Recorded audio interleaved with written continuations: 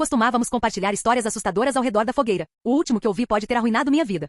Eu gostaria de poder ir direto ao assunto, mas sinto que deveria, no mínimo, tentar incluir algum tipo de contexto. Caso contrário, qual é o sentido? Tentarei o meu melhor para ser breve. Durante meus anos de faculdade, nosso grupo principal de amigos tornou uma tradição anual acampar por alguns dias seguidos. Não é muito original, eu sei, mas era basicamente uma desculpa para ficar longe de todo mundo e de tudo. Não éramos entusiastas da natureza nem nada do tipo, mas era algo que não nos importávamos de fazer em grupo. A lista nem sempre foi a mesma todos os anos. Ex-namorados iam e vinham, exames ou assuntos pessoais impediam alguns de nós de participar e às vezes, discussões triviais também resultavam em alguns rostos não comparecendo.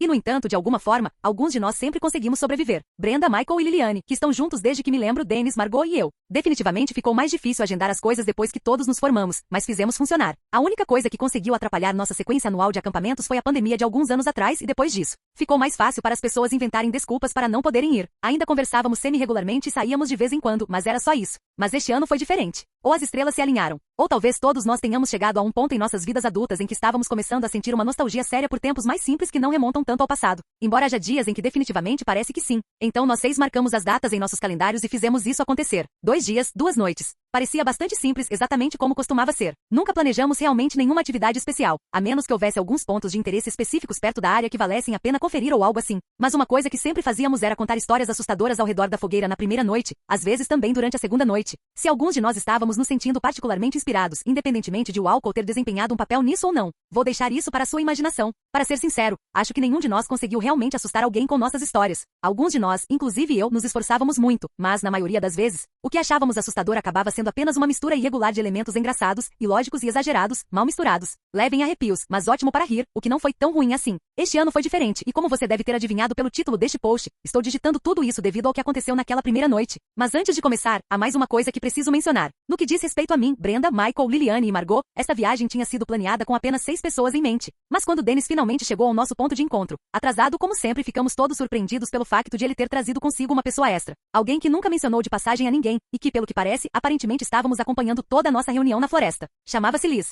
Agora, se isso tivesse acontecido durante nossos anos de faculdade, posso imaginar como isso poderia ter sido muito mais estranho. Ter uma pessoa aleatória se intrometendo em nosso grupo e potencialmente arruinando a dinâmica sólida e pré-estabelecida entre nós. Mas não somos mais crianças e, mais importante, simplesmente não estamos tão atualizados quanto costumávamos estar quando se trata da vida pessoal um do outro. Não que isso seja desculpa para não deixar o resto de nós saber disso. A propósito, estou trazendo alguém que você nunca conheceu antes, por favor, seja legal. Mas acho que o resto do grupo superou isso rapidamente porque eles raramente têm a oportunidade de conhecer novas pessoas. E já que estamos falando de Dennis, acho que a gangue instintivamente tomou a decisão de tentar fazer Liz se sentir o mais bem-vinda e incluída possível. Talvez eu tivesse sentido mesmo, se não fosse por uma coisa. Eu tinha falado com Dennis ao telefone na noite anterior, sobre a viagem e algumas outras coisas inúteis que nem vale a pena mencionar. E ele não só nunca deu a entender que essa Liz ou qualquer outra pessoa viria, mas também parecia perfeitamente normal. Mas o Dennis que conhecemos naquele dia me pareceu um pouco cauteloso e perturbado. Talvez ele estivesse envergonhado com toda essa aprovação, a um ponto em que mal conseguia olhar para mim ou para qualquer outra pessoa nos olhos, talvez sua namorada. Se era isso que ela era, o tivesse forçado a convidá-la contra sua vontade ou algo assim. Algo nisso me pareceu estranho, mas guardei para mim, imaginando que seria do interesse de todos, especialmente de Dennis.